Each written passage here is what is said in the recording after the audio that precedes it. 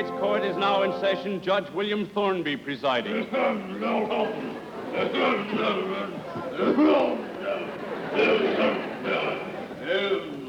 What's the first case on the calendar? The first case, Your Honor, is the case of Miss Virginia Clifton Heather versus Harry Pelton. Oh, yes, the auto smasher. Well, where is the defendant? Where is the plaintiff? Where are the counselors? Where is everybody? Where is anybody? Your Honor, I am the attorney for the defense, and I wish to... Oh, just a moment, boys. This is my better side. Order in the court. Well, Judge, as Shakespeare once said, all the world's a stage and all the men and women merely players. Now, I beg the indulgence of the court on behalf of my client, Miss Virginia Clifton Heather, who is unavoidably detained, but who will be here in a few moments. Well, this is rather irregular procedure. Where is the counsel for the plaintiff? Where is the plaintiff? There I am, Your Honor. I gotta get out of here in a hurry. I got my truck double parked. What do you mean? What do you mean, double park? Ah, me, parking is such sweet sorrow. Your Honor, this man has absolutely no respect for the law. I am not surprised at the plaintiff's behavior because I had the dubious pleasure of meeting this gentleman previously, and I can hereby attest that he is a highly irresponsible and reprehensible character with no concept of legal ethics. Want to step outside? Order, Mr. Pelton, will you please seat yourself?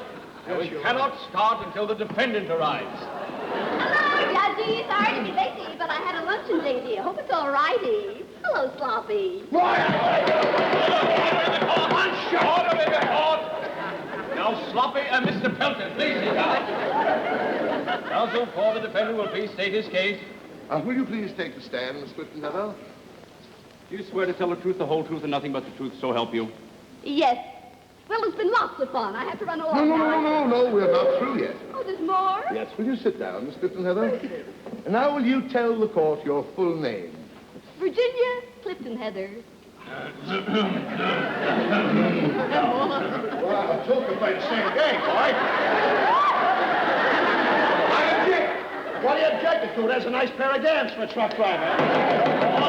Mr. Pelton, you please lower your trouser legs. Proceed. Will you tell the court where you live? Well, I have places in New York, East Hampton, Palm Springs, the Riviera, Paris, and Naples. Right now, I'm living at the YWCA. The courthouse, you know. Yes. And now, Miss Clifton Heather, suppose you tell the court in your own words just what events took place between 3:15 and 3:30 on the afternoon of April 10th, 1953. Well, I was driving along on my way to Connecticut to spend a weekend with the Landfields. Judge Landfield and his wife, you know. Where's my sister's husband? Oh, really? I had attended a luncheon given to the mayor, and I had dropped the governor off at his townhouse. When I decided to turn around and head back towards Washington, as I had several things to say to the president. That's all. Take me away. I'm through this case. Will you please reseat yourself or I'll cite you for contempt? You better watch yourself. She knows the governor. Sit. Will you continue, my dear? Then the light turned red. And what was the exact position of your car? Well, as I Mr. Pelton, you will lower your trouser legs. This is a court of law, not a burlesque show. Are you kidding? Is it not true, Miss Clifton Heather, that you proceeded to make a left turn, giving the proper signals after the light had changed, when suddenly there loomed upon you a large truck going the wrong way on a one-way street, colliding with your car, throwing you onto the sidewalk and through the plate glass window of a nearby millinery shop? Oh, mercy, no, that's not the way it happened at all. But that's what you told me! Don't shout at me, Mr. Brickenbracker. After all, you're supposed to be on my side, you know. You know a good lawyer. I object. No more questions. I'll give you one shot. Will counsel for the plaintiff please state his case? Your Honor, I presume to act as my own attorney. You may do so. Thank you. My lords!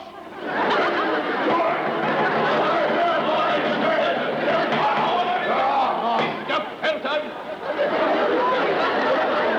If he is only warned in the British courts, you will please remove it. Did you see the movies for the usual? Remove the wig, Mr. Pelton. And proceed with your case. Do you swear to tell the truth, the whole truth, and nothing but the truth, so help you? What's the matter with you? think I drove all the way down here to come tell a lie? You think I'm a liar? Get out of here. Mr. Pelton, will you take the witness stand and proceed? Yes, sir, Your Honor, sir. Now, Your Majesty, this is the way it happened. And this is the entire truth, and I ain't kidding around, you know? Now, I was driving my truck down from the market. I had a truckload of chickens. When all of a sudden, this kid rumbles into my truck, and my chickens go all over the street. They were all screaming hysterical, you know. A few of them were in a state of shock, you know what I mean? I couldn't get over it. And now, you know, that's a fatal blow to me because, you know, there's no market for hysterical chickens. Well, this man is obviously trying to enlist the sympathy of the court. If I may summarize, my client here, the defendant, this little lady, is being accused of an act that is reprehensible even by the very nature of the law. Laws are made not like lime twigs and nets to catch anything that passeth them, but rather as sea markers to guide and keep from shipwreck the ignorant traveler. But ignorance of the law excuses no man.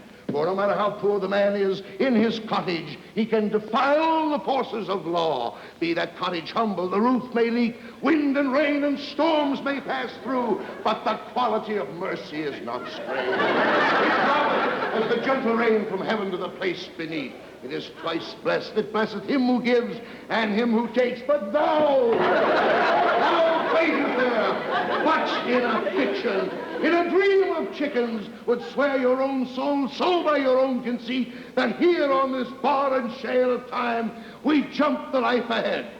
Defense rest.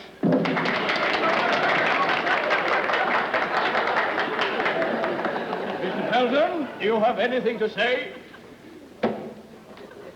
Boys, sit on the burning deck.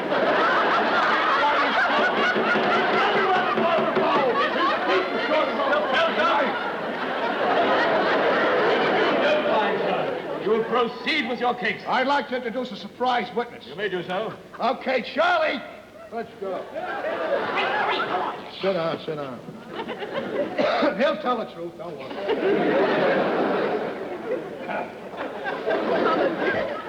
Mr. Lord,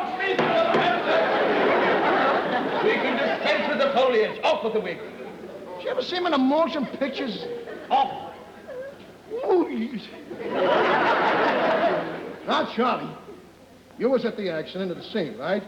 Right. Now, the light was with me and against her, right? Right. What color was the light? Green. Green for whom? Green for me and red for her. I object. That's a leading question. Order in the court. This is my witness. No, what color was the light? Red or green? You weren't there. You don't know what happened. Wasn't the light amber when I started to make the turn? Oh, yeah. But when I made the crossing, it was green for me, right? Oh, yeah. I rest my case. Just a minute. Wasn't it amber when I started to make the turn? Oh, sure. You can go now. Are you calling me a liar? Stop intimidating. Won't you tell me?